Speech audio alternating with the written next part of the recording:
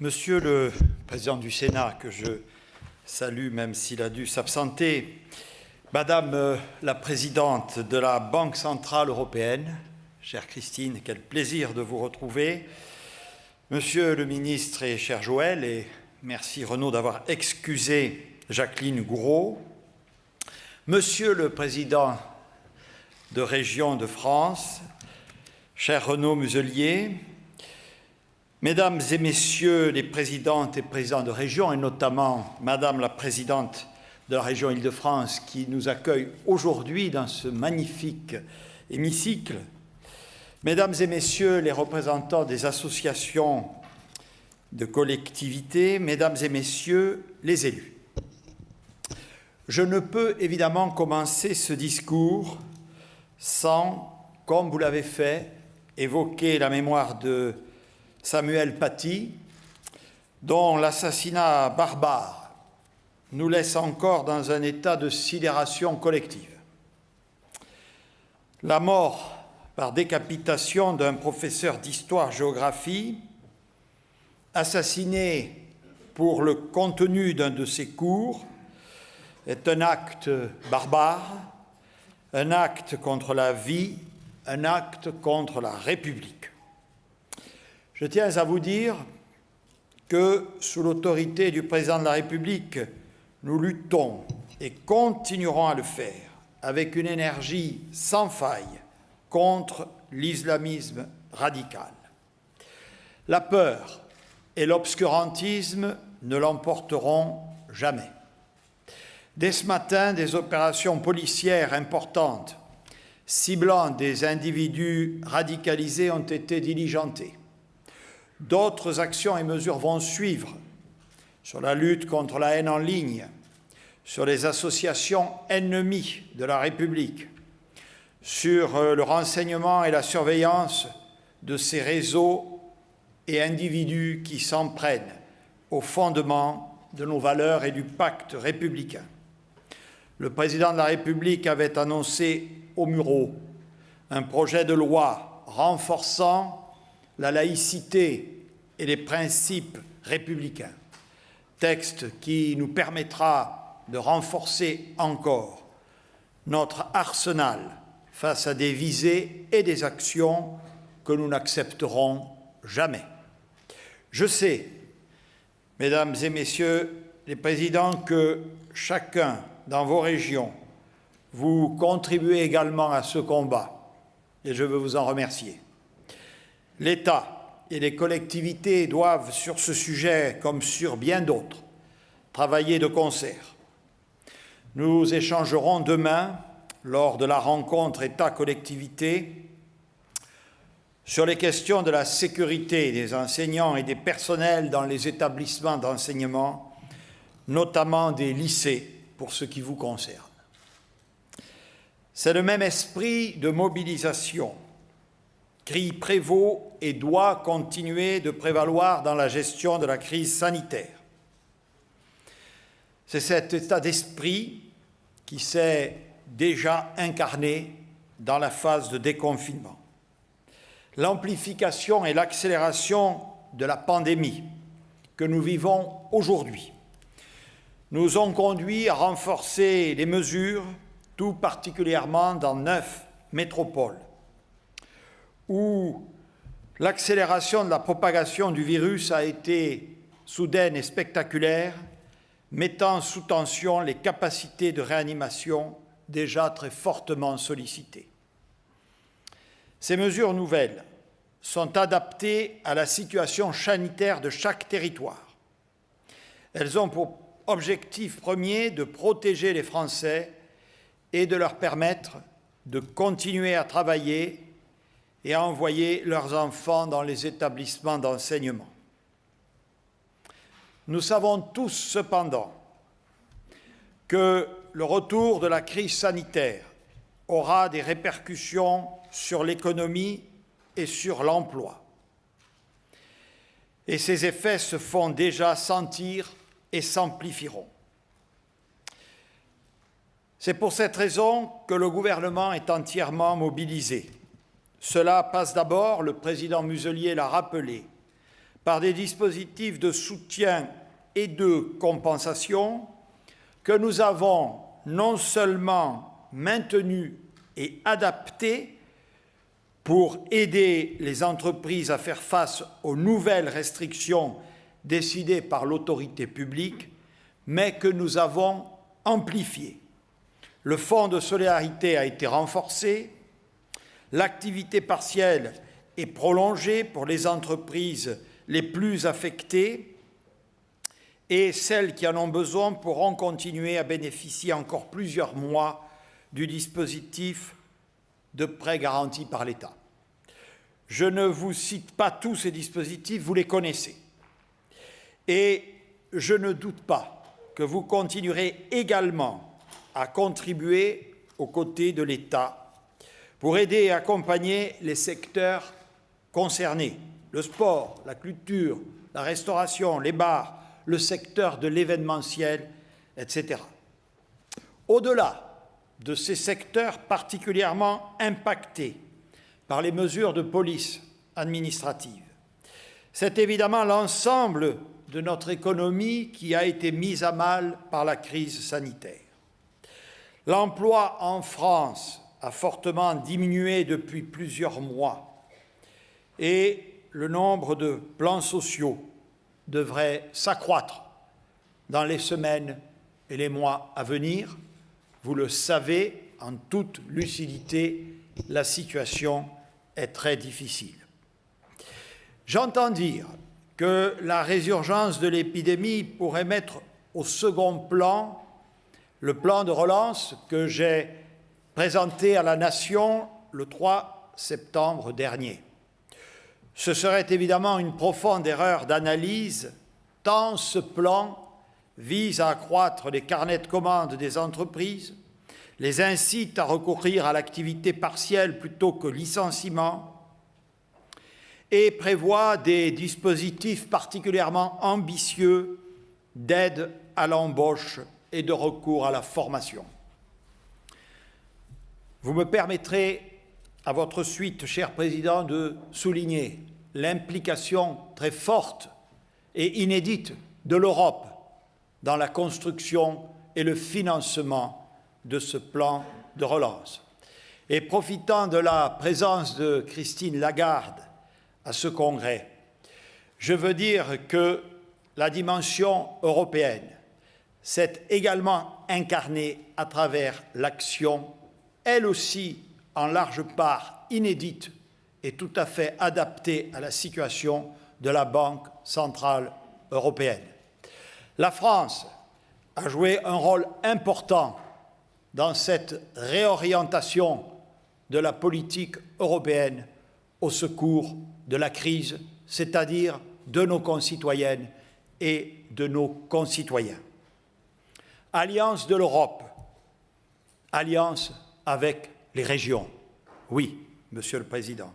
Alliance avec les régions, tout simplement, comme vous l'avez dit, pour accroître davantage encore l'ampleur de cette relance indispensable, pour montrer à nos concitoyens que nous nous allions au-delà de nos différences légitimes pour faire face à la crise, pour faire face au chômage, que nous affichons par-delà nos différences, notre volonté commune. Et cette volonté commune s'est concrétisée le 28 septembre dernier par la signature à Matignon, avec vous tous, d'un partenariat centré autour de notre engagement réciproque à soutenir massivement la relance et la reprise économique. Je me réjouis de cet accord ambitieux qui marque sans doute une nouvelle étape dans les relations du gouvernement avec les régions. Pour obtenir un tel accord, il faut être deux, et je veux ici saluer l'engagement de votre président, Renaud Muselier, auquel j'associe François Bonneau, pour la qualité des discussions, l'exigence aussi dont ils ont fait montre au cours de ce processus. Ce partenariat illustre bien la manière dont j'entends marquer le dialogue avec l'ensemble des collectivités territoriales dans la confiance et le respect. Par cet accord, nous nous engageons à soutenir la relance et l'investissement à hauteur de 20 milliards d'euros chacun, dont environ 12 milliards d'euros sur l'enveloppe des CPER et 8 milliards de crédits de plan de relance. C'est donc 40 milliards d'euros au total qui vont être apportés pour soutenir l'investissement et la relance, soit, j'y insiste, 10 milliards de plus qu'au cours de la période précédente. Par cet effort sans précédent, l'État fait de vous des partenaires majeurs de la relance. Cet engagement de l'État, et vous avez été au rendez-vous, appelle de votre part un engagement équivalent. C'est ce que vous allez faire en investissant à parité 20 milliards aux côtés de l'État jusqu'en 2027. Les principes communs de l'accord seront déclinés dans chaque région avec, d'une part, des CPER rénovés qui incluront notamment les infrastructures de transport et de mobilité, et d'autre part, les accords régionaux de relance qui, eux, auront une portée calendaire plus courte, 2021-2022. Je transmettrai au préfet de région dans la semaine les mandats de négociation des CPER et les accords de relance pour qu'ils amorcent les négociations avec vous. Je solderai également, comme nous l'avons fait, Madame la Présidente, pour l'Île-de-France, les difficultés nées de la crise sanitaire pour les autorités organisatrices de la mobilité.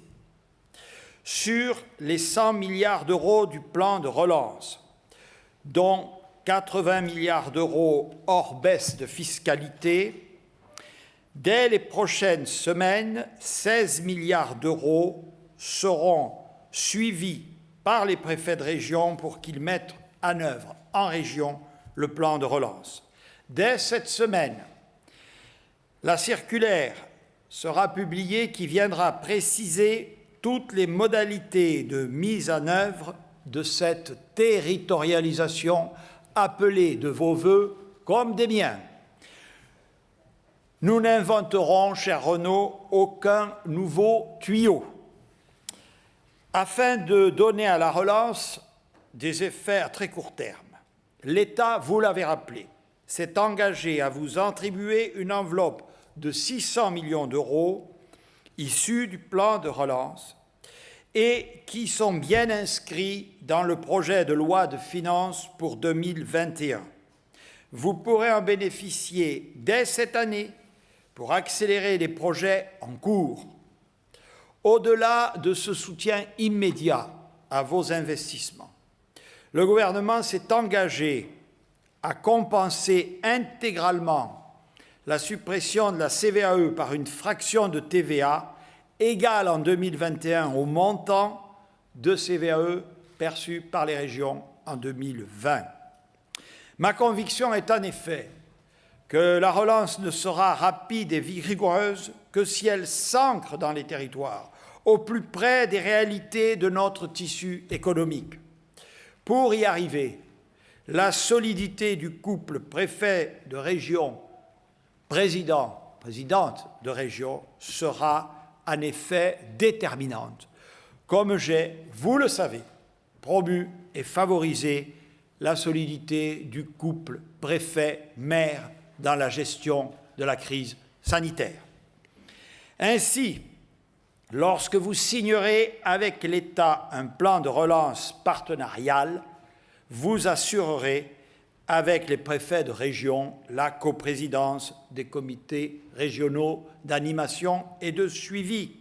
Ces communiqués qui assureront les forces vives, politiques, économiques, sociales et environnementales des territoires veilleront notamment d'abord à l'information des collectivités, des entreprises et plus généralement des porteurs de projets sur les mesures qui les concernent directement et dont ils doivent absolument s'emparer, à la mise en œuvre territorialisée de certaines mesures pour un cofinancement des projets locaux des collectivités, à la concrétisation très rapide, j'y insiste après vous, Monsieur le Président, très rapide des projets pour que le plan de relance puisse jouer pleinement, comme disent les économistes, son rôle contracyclique.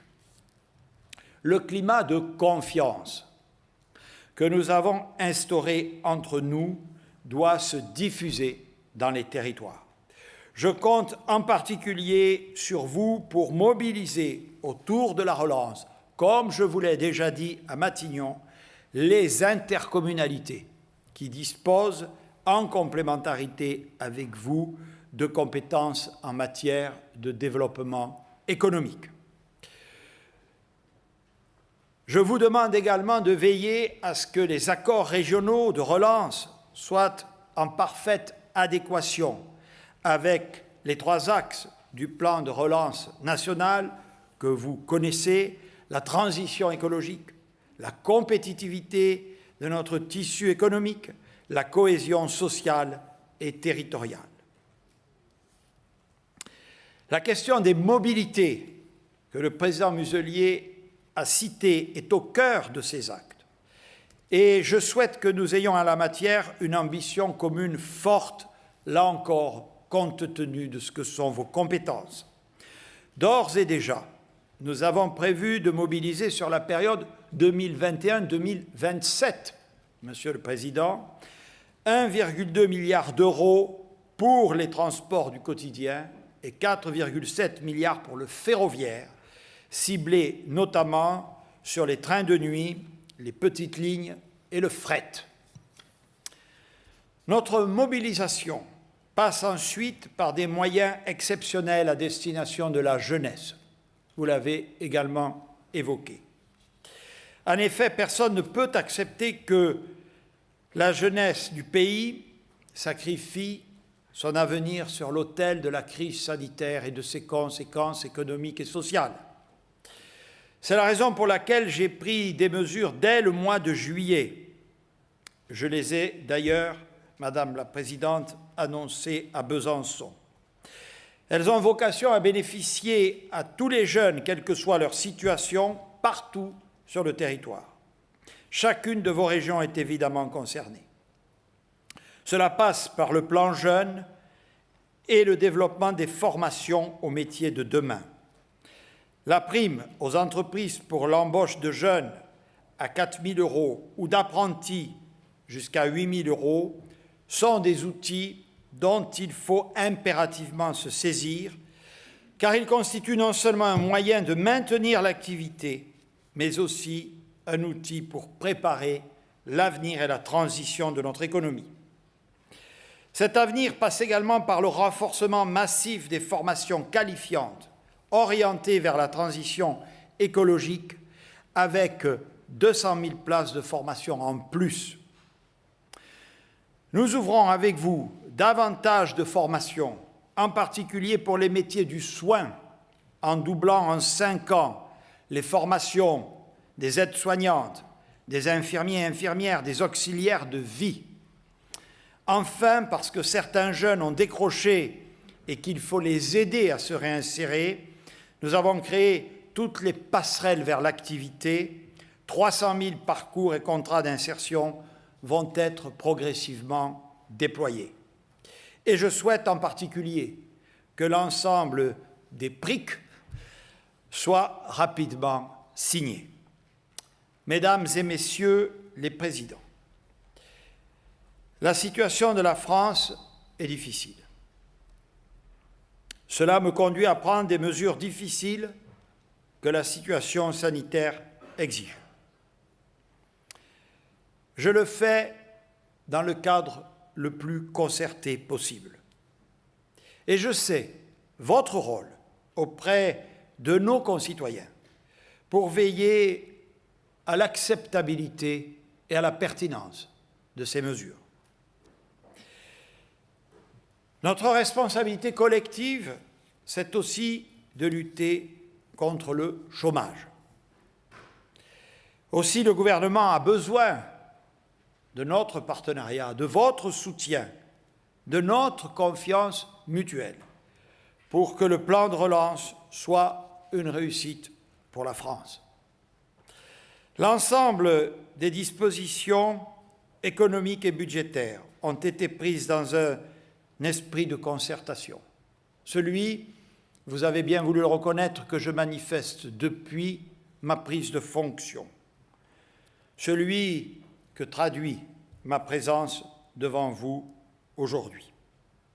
Ce même esprit de dialogue et de concertation a présidé aux relations que j'ai établies avec les partenaires sociaux, les représentants des secteurs professionnels et les autres associations d'élus locaux avec lesquels je suis en lien constant et dont je salue à nouveau chaleureusement les représentants. Le plan de relance nous permet aussi, au-delà des difficultés du temps présent, de porter notre regard sur le long terme et sur la transformation structurelle de notre économie.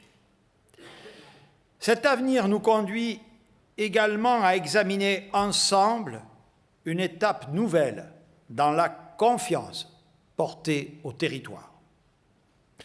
L'ambition que nous nourrissons avec le Président de la République pour un approfondissement de la décentralisation est intacte. Le projet de loi dit 3D en sera en effet un vecteur et nous aurons l'occasion d'échanger à ce sujet dès demain lors de la rencontre État-collectivité. La confiance, avez-vous dit, Monsieur le Président. La confiance est plus que jamais une vertu cardinale dans les temps troublés que nous traversons.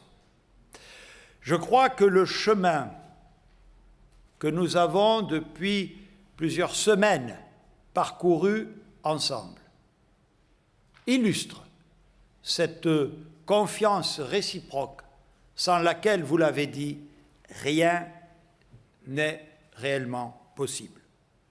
Cette relation de confiance dans laquelle chacun assume le rôle qui est le sien, mais le fait au service du succès collectif.